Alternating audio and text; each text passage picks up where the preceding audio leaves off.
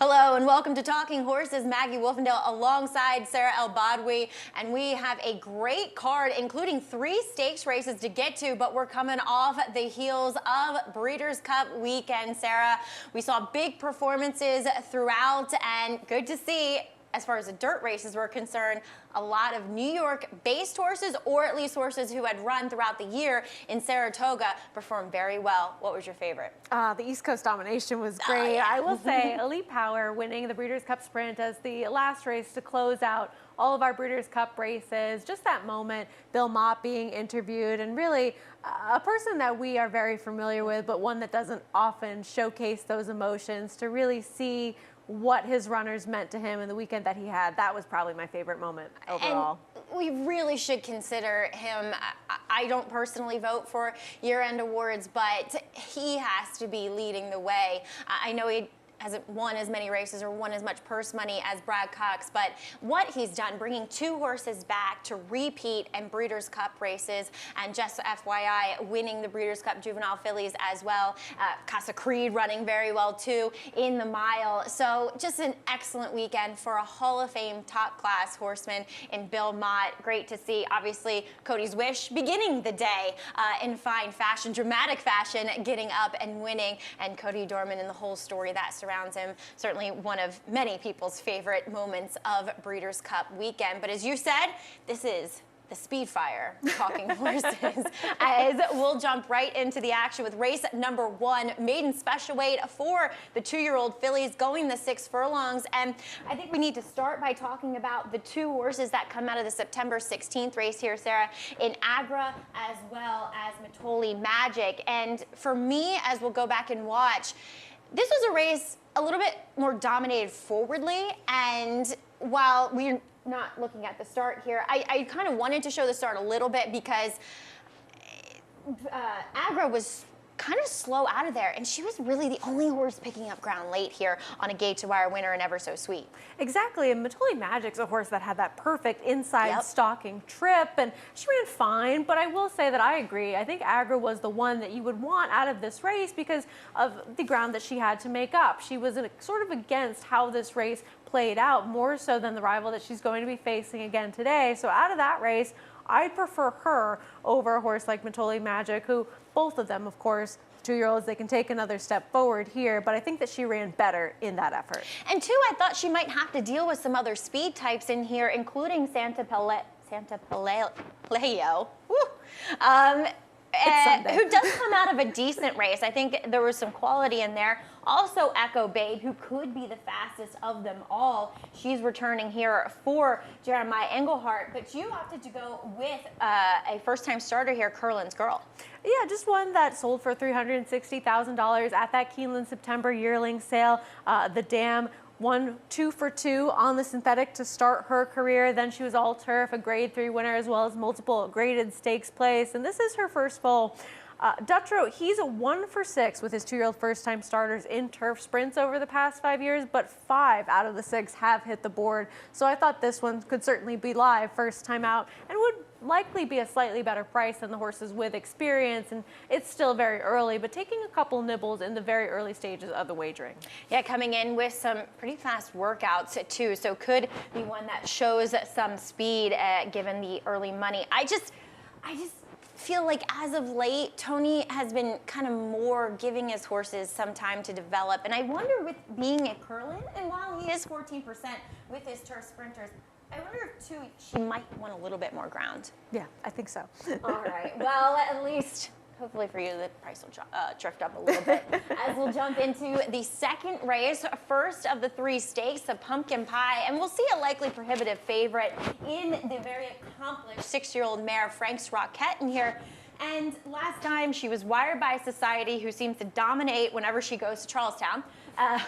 Whatever reason. I think she likes that tight turn track, being a smaller filly as she is.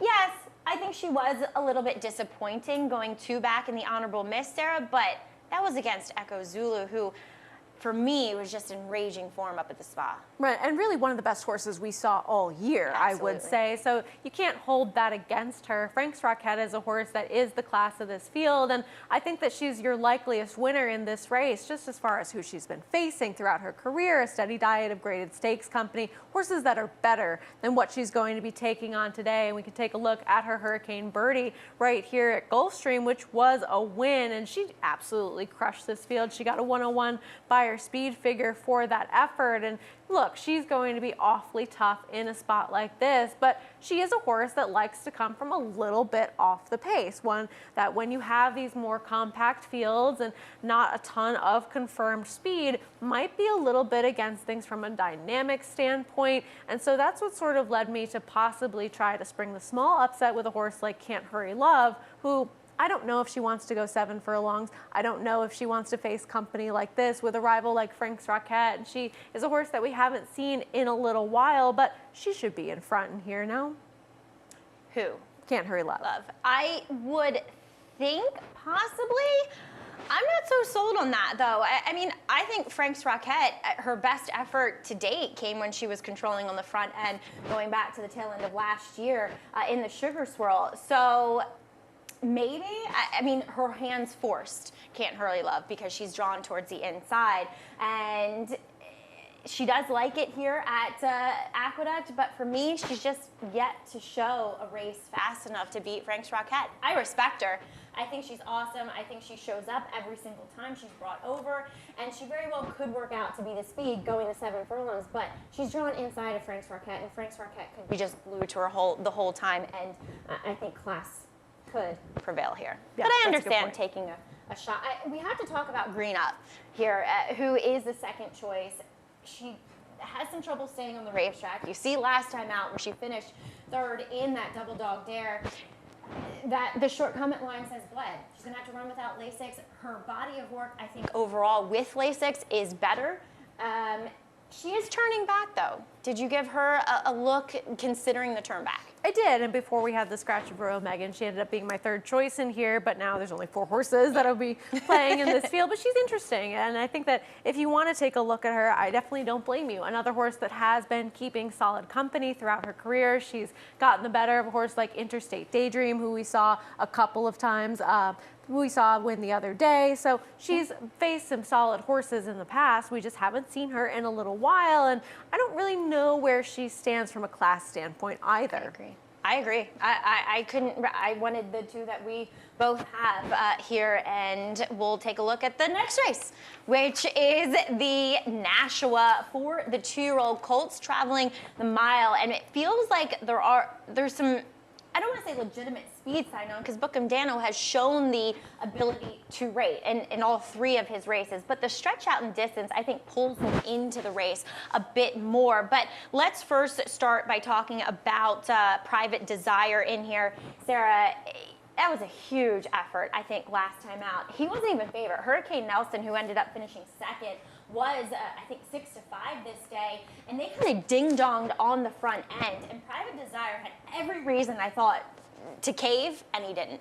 No, this was a huge performance, and usually I don't want to see the Todd Pletcher trainees put the blinkers on. It's kind of a negative stat for him, but this is one that worked out. This is a horse that was able to show this improved speed, and he got a huge 94 Beyer speed figure for that effort, and stretching out should be no problem for him either. And even on debut, he's a horse that came out of a race that Seize the Gray was able to win over a sloppy sealed track, and we've seen horses come out of that race like Dornoch, Global Perspective, and others come back and improve. So even though he's only had 2 starts, he's a horse that has faced some solid ones, and I just wasn't trying to beat him. Yeah, and as if you need any more endorsement for this horse, Todd Pletcher, he's pretty accomplished when stretching out 2-year-olds that broke their maiden in their last start, hitting at 36% with a positive ROI. I think that was the most, kind of shocking fact about this stat, is that it's a positive ROI. Probably going to be hurt if this horse wins today. But let's also talk about Bookham Dano. Richie Migliori talked to Derek Ryan yesterday, and this is the whole reason, he is the sole reason why Derek Ryan is chosen to have a string here, because he really believes in this horse. I don't know if I believe in him stretching out.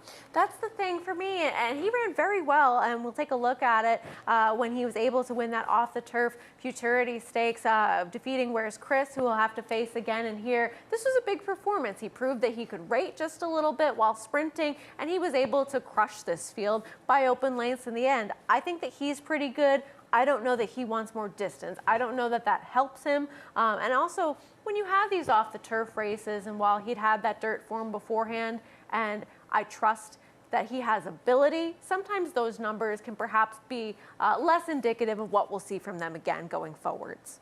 And works for me.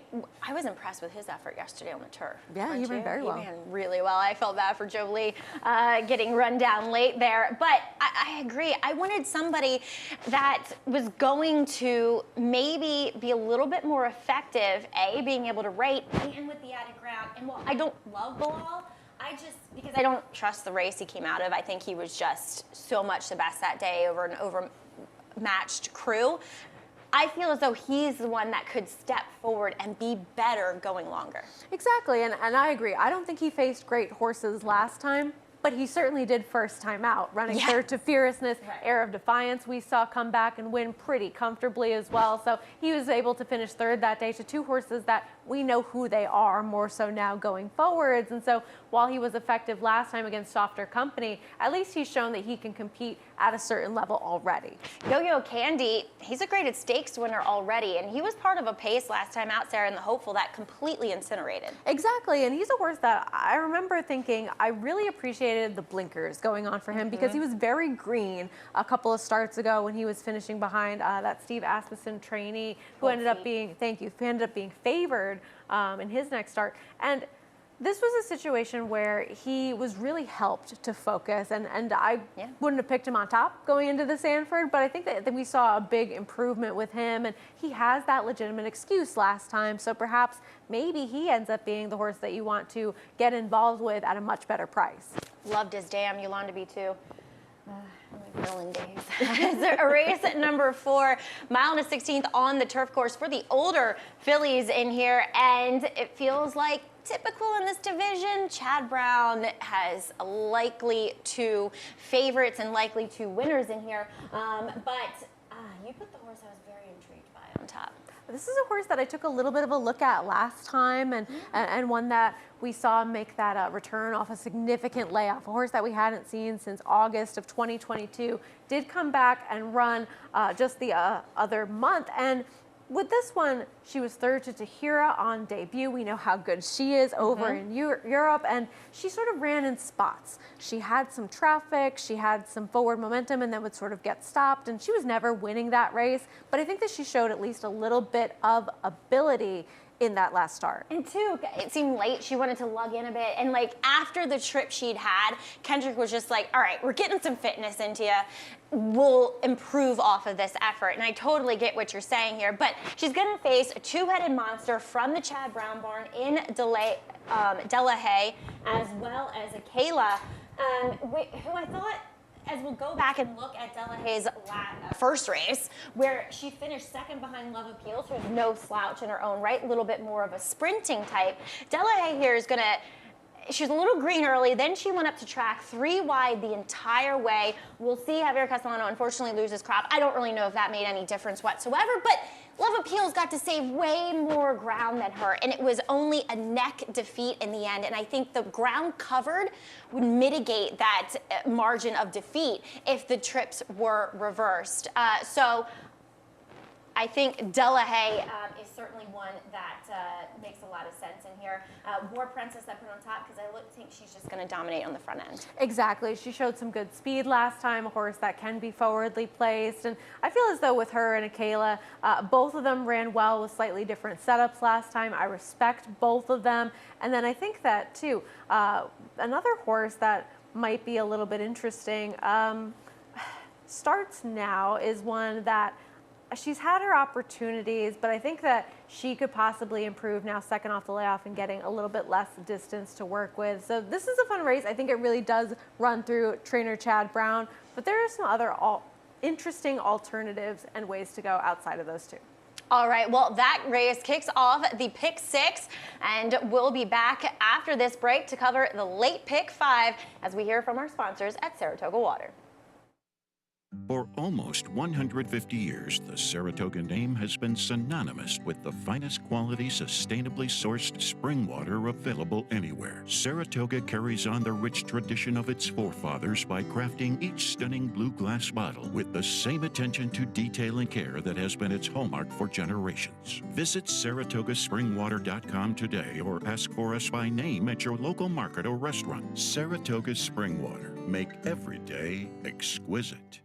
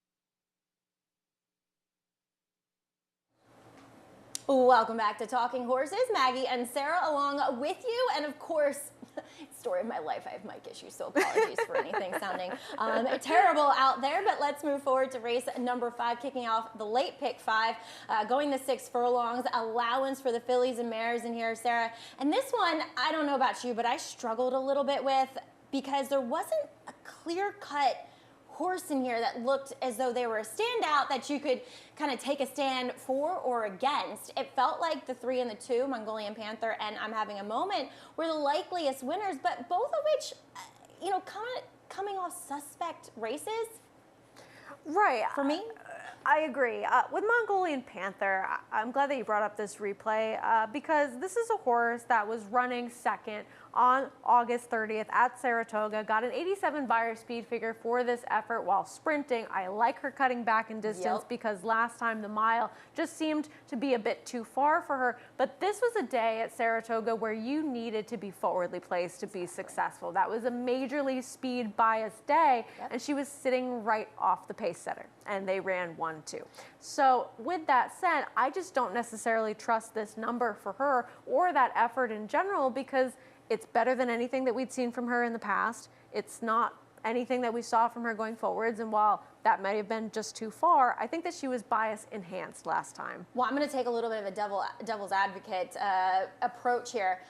Yes, I agree with you that it was a speed favoring racetrack, and Little Prankster was able to wire the field, but Little Prankster also franked that form with coming back and winning at Keeneland with an 89 buyer. So I think a mile's too far, and she was also against the track last time going that mile in which she wanted to be inside, and she was on the 2 to 3 wide pursuit throughout. So for me, I think she can get back, and look, her last 3 races make her a player here, no matter if if you kind of even them out, if you take the kind of median of them all together. So I just thought Mongolian Panther had some excuses in her last, but I'm Having a Moment.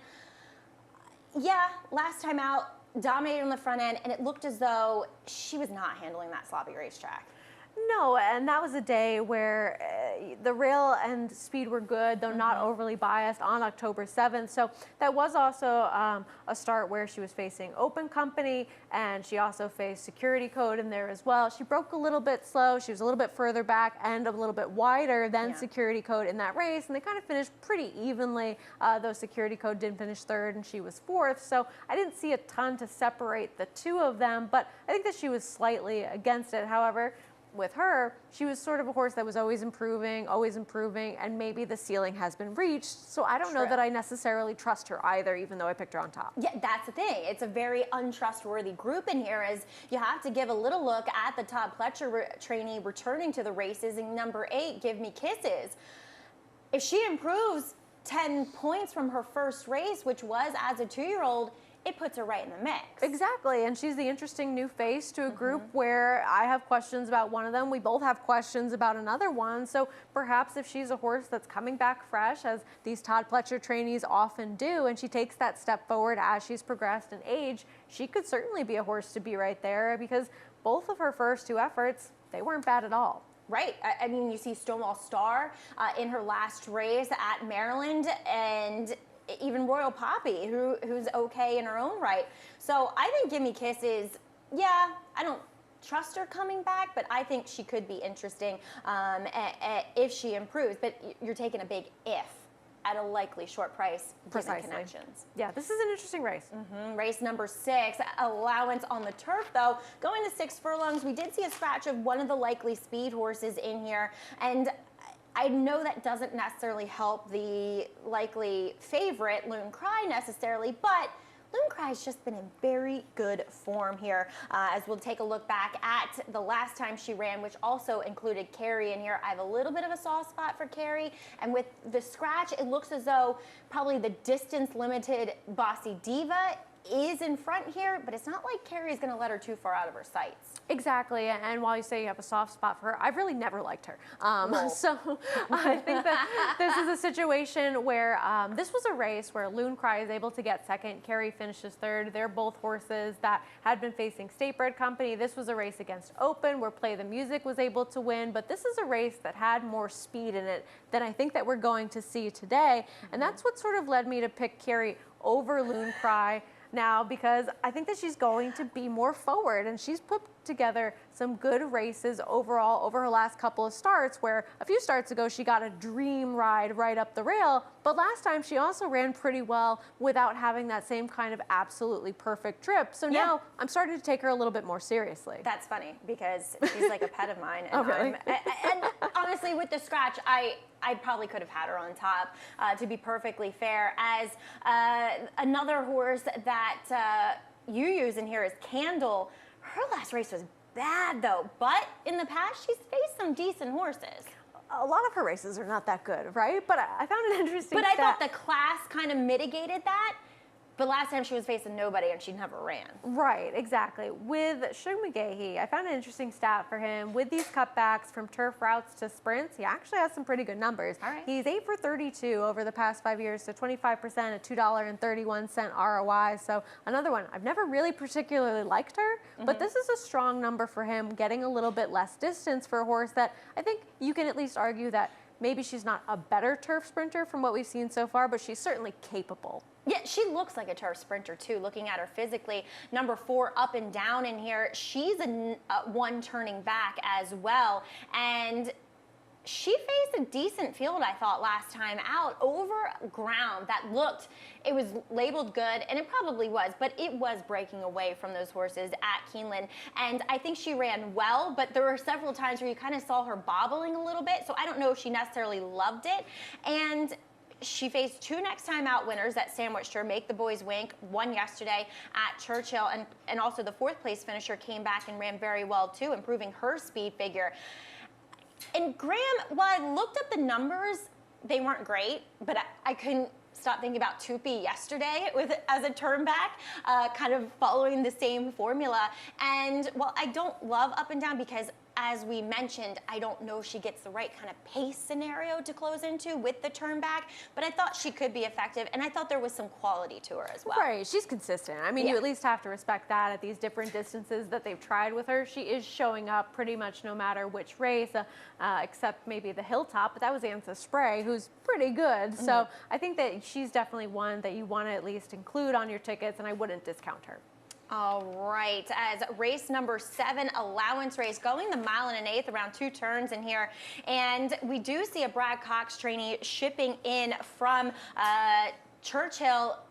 And I think the biggest overriding, and that's rivalry, the biggest overriding theme, Sarah, in this race is the amount of speed for a 1 1/8 race. I mean, you think about the 6 furlong turf race we just saw, and it feels like there's almost more horses that want to go in here than there was going back a race. Perhaps at all on the card, right? Yeah. This is a race that if there's no speed in here, I give up. I mean, we just see so often that these paces don't end up playing out on paper or on the racetrack as they do on paper. But I mean, standard of proof.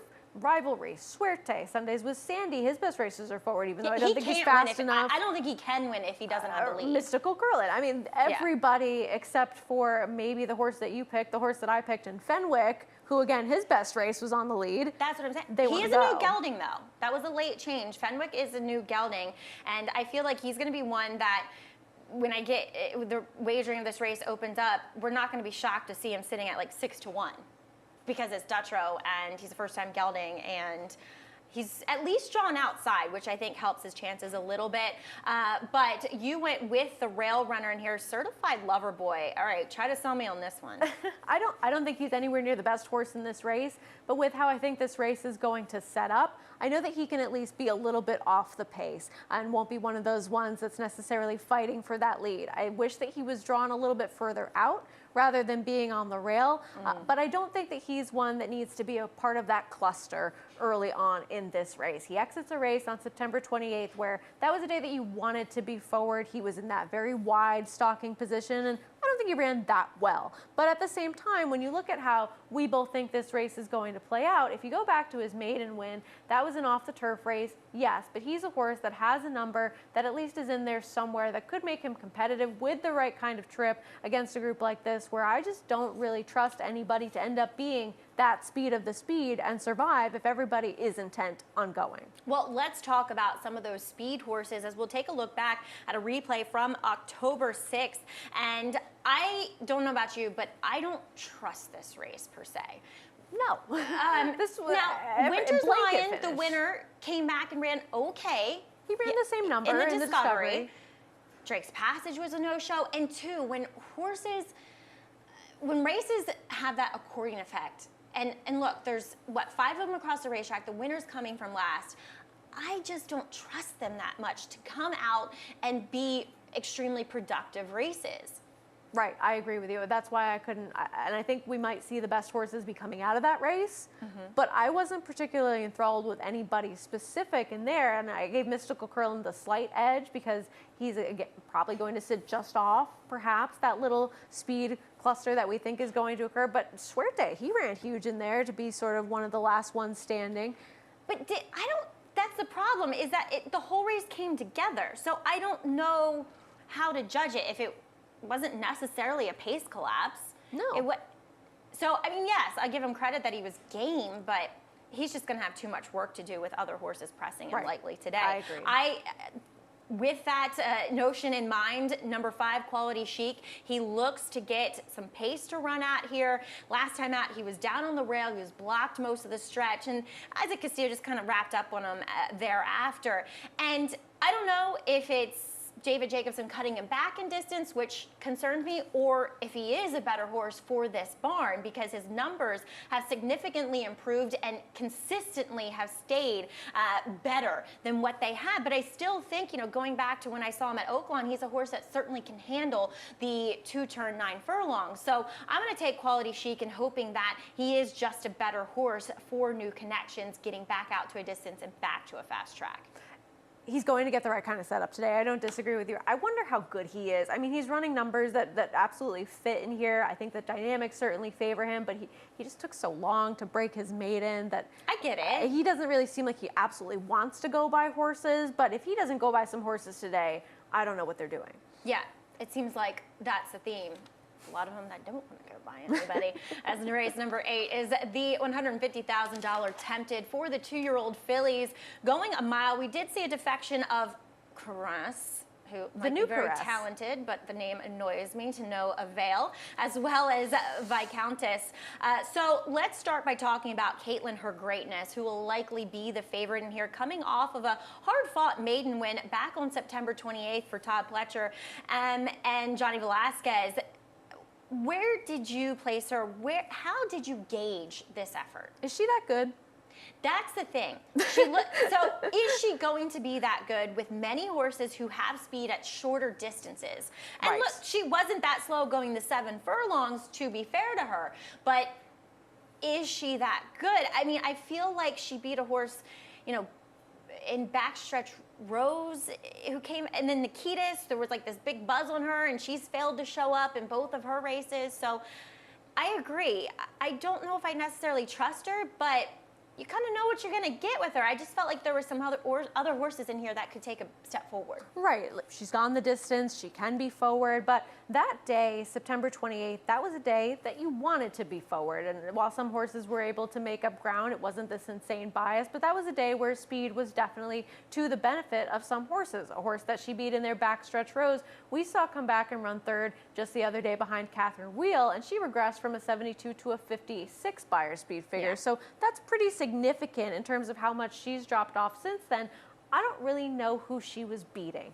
I get it. It's Todd Pletcher. It's a horse that can handle this distance, but isn't Infuega going to want to go? Even a horse like Vino Rouge. These are other horses that have speed, and we saw Caress come out being one of them. But I think that she's going to get a real test on the front end today, and I don't know if she's going to be able to have that same kind of trip that she did last time. Yeah, no, I completely agree with you. Let's talk about Infuega, though, the New York bred, taking on some open company here. She was dominant in this 6.5 furlong score. To me, she, in the paddock, actually looked like a filly who wants to go longer. You kind of see it on the replay there. She's big. She's a big girl in here. Now, if she can kind of learn to harness that speed and dole it out, she could be very effective in here. I don't know if I necessarily trust her taking that step against open company and fending off all forward place challenges to be hanging around at the end going a mile. Exactly. And only her second start. Right. This was impressive, but this was the same day that Caitlin, her greatness, was also able to win. So again, I think that she has some talent. I think that we could hear from her going forwards, but I think with the presence of other speed and perhaps being a little bit slightly enhanced by how the racetrack was playing last time, and also against state-bred company, this is a much tougher test for her. Let's talk about my top pick in here, Shimmering Allure, as she finally draws inside after being the far outside horse in both of her last 2 starts. Now, she's just going to kind of run to that open space and take that stutter step, if you will, and she's going to find herself way out the back, too. And while it was a race that kind of stayed together, if you will. There didn't feature a necessarily fast pace, which at the end of the day kind of hurt her. But she faced some good horses here. Candy didn't necessarily disgrace herself in the Breeders' Cup juvenile fillies. Yes, Phoebe's Dream was disappointing in her last race, but I mean, Fierceness is a prime example of taking these races with these young horses with a grain of salt. If it's a bad performance, are you willing to kind of forgive them for it? And a lot of times you have to say yes. So I think Shimmering Allure has shown that she can obviously handle the distance, and just her running style, I think, will suit her well given the possible dynamics that we'll see today. She kind of has that steady, galloping, grinding type of running. Yeah, I like her a lot. I think that even with, that bad break, that wasn't the worst stumble we've ever seen coming out of the gate. She gave herself a lot of work to do, and it was the Grade 1 Alcibiades. We saw Candide come back, finish third in that Breeders' Cup Juvenile Fillies. So she was obviously keeping some good company in that race, and while there's a lot going on in this field. This is not the Breeders' Cup Juvenile Fillies. So I think that you absolutely have to respect a horse like this who was at least inconvenienced last time out. I went in a little bit of a crazy direction. Do you remember this horse? Yes, of course I remember this horse, but you're cray-cray. I mean, she was beaten by Jody's Pride. Who came back and ran second in the yeah. Breeders' Cup Juvenile Fillies, and she had a little bit of traffic in that race. She was trying to make that inside move. She ran really well. She did run Jody's very Pride. well, and I think we were both on set watching that, Yeah. and we talked about this horse a little bit before that race, how we both sort of liked her coming off of that effort at Canterbury and those lower profile connections that we didn't think were going to get bet, and she Yeah. didn't, and she ran pretty well in there. So with her, I don't know that she wants to stretch out in distance, but she's going to be a huge price, and she's a horse that should be making up some ground late in a race where I do think there will be at least an honest pace moving forwards. See, I think she will be forward in here, and that was kind of my struggle with her a little bit. And furthermore, she doesn't look like one that wants to go longer necessarily. A horse that I kind of want to mention in here that looks slow on paper, but I thought there was some upside with her, is number 3, Perfectly Wicked for Brittany Russell. She's gone the distance, same configuration down there at Laurel. And first time out, she was beaten by Central Avenue, who would be second to Just FYI in our Frizette. And they were just they had the same trip where they were both closing, and Perfectly Wicked showed more tactical speed, obviously stretching out in distance, and she was just so much the best that day. It was a very strung out field back on September 29th, and I thought there might be a little bit more quality to her than those figures would suggest coming in. And of course, when you have any situation with these 2-year-olds, a number doesn't mean as much as it does for these older Exactly. horses. There's always that room to improve. All right, well, that is the Tempted. Really fun race, as race number 9 will close out the action on this Sunday here at the Big A on the turf course, on the inner turf course, on a mile and 16th, maiden 40 for the State Breds. This is the girls' version of what we saw yesterday, and it always feels like there's chaos in these races. Yes. And yet I chalked it out with the drop down number 3 Bomb Squad. Crystal Clement has great numbers. Maiden special weight to maiden, claiming on the turf, 16 for 54. So that's at 30%. And she's just consistently run numbers. Maybe something happened to the yielding course last time out. She's coming off a bit of a freshening. I just thought that there was enough speed for her to be effective here, and she was just probably best. But I can understand taking a shot. I toyed with the horse I have second, putting Purest Performance on top, getting back to the turf. I thought she had trouble in the 6 furlong race, and she could be effective stretching out. And she's more lightly raced than a lot of others that have had quite a few opportunities that will be shorter prices in this race. I like one that's faced Bomb Squad in the past, Burning Honor, a horse that had some trouble 2 starts back when she was on the turf. She was bumped and squeezed a little bit in a race where Bomb Squad ended up finishing 3rd. Starts now as a horse that we'll see earlier on in the card and finish 2nd in that race. And she's never been in for a tag on the turf before. If you go back to her last race on turf, where she was actually able to have a decent trip, she ended up finishing 2nd at a huge price that day. She was 46 to 1 if you go back to her start in May at Belmont. So I think that maybe there's some dirtied up form with her. She hasn't had as many opportunities doing this at this level. Let's take a look at 2 horses who have been, well, one's been playing at this level quite a bit, and that's number 2, Janny May. But Aracema, she dropped in for the 40, was the favorite, and completely blew the start. My problem is that she's a problem at the gate, and that often leads her with too much work to do. Exactly, and look, she's only had that one opportunity at this level, right, where she was actually able to end up finishing 2nd as the favorite to Thundara, who was a pretty good first-time starter, and she makes a lot of sense. I get why she's going to be a short price in here, but again, you see all of those chances, and while they haven't all been at this level, a horse that's 0 for 9 so far at 2 to 1 in a race where maybe there's some interesting alternatives kind of led me to want to go in a different direction.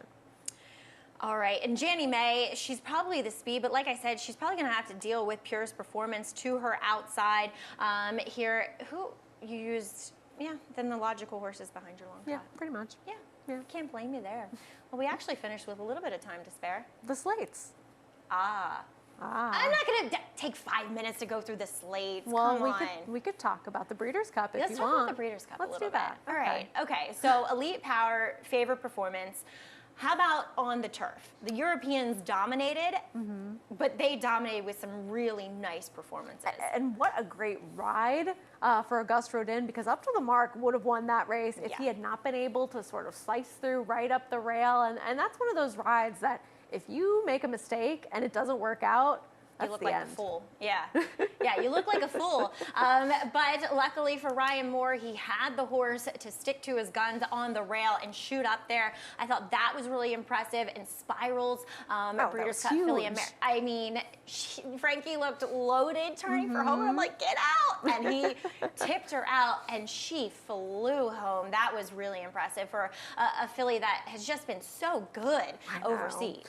Master of the Seas, who I kind of wondered, how good is he really? That was a huge performance from him. He was best on the day. Yeah, closing down the outside with a rush over a Maj, who was up close to the pace. That was a big performance. Casa Creed running third. Always got to cheer for Lee Einseidler and his horses. His, fourth Breeders' Cup appearance, by far his best finish to date. Yeah, he ran huge. I mean, he was right there involved the whole time. So I think they both just got beat by a horse that got that nice outside trip in there. And I don't know about you, but I really questioned, was Up to the Mark going to the right race? Was he going to be able to handle that stretch out? Would he have won the mile? I thought that maybe he was better than Master of the Seas, who got a perfect trip last time, but he ran. He is the real deal. And certainly was flattered by Master of the Seas running the race. He did. But I thought Up to the Mark, it was kind of a logical stepping point to go to the turf instead of the mile, because he had been so good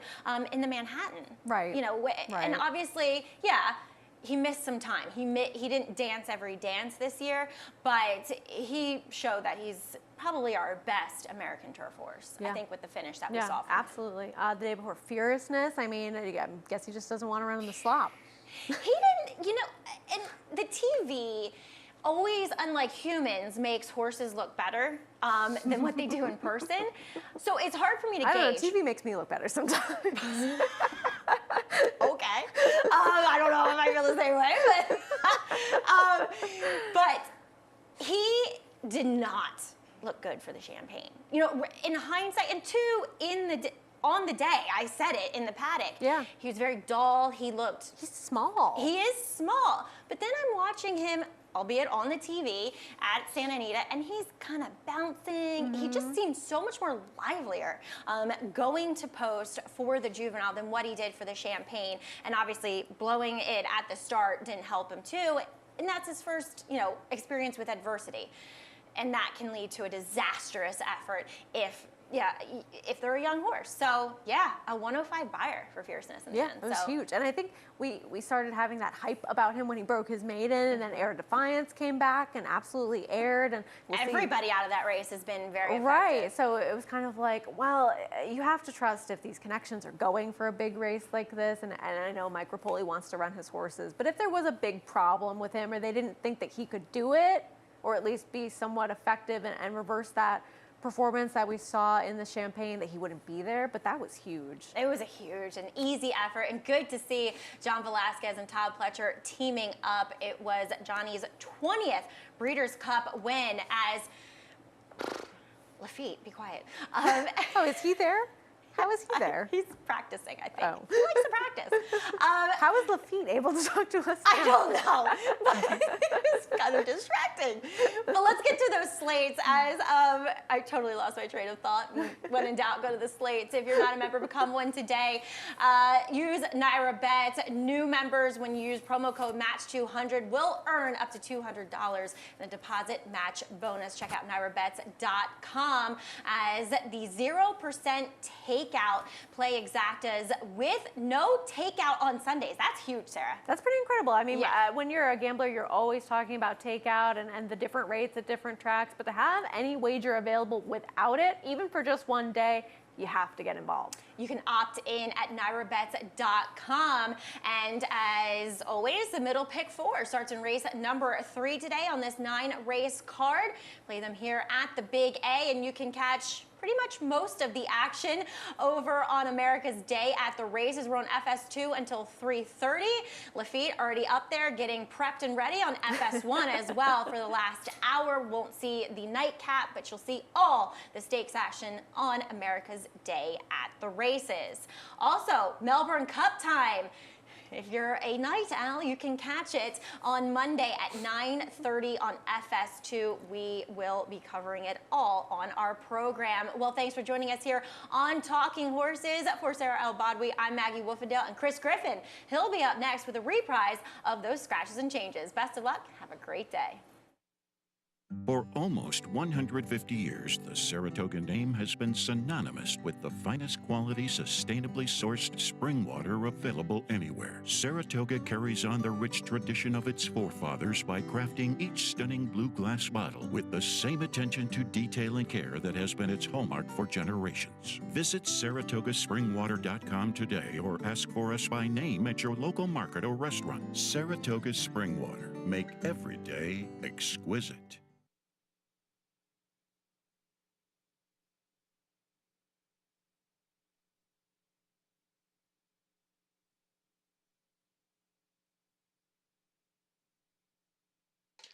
Good afternoon, ladies and gentlemen, and welcome to Aqueduct. 9 races on today.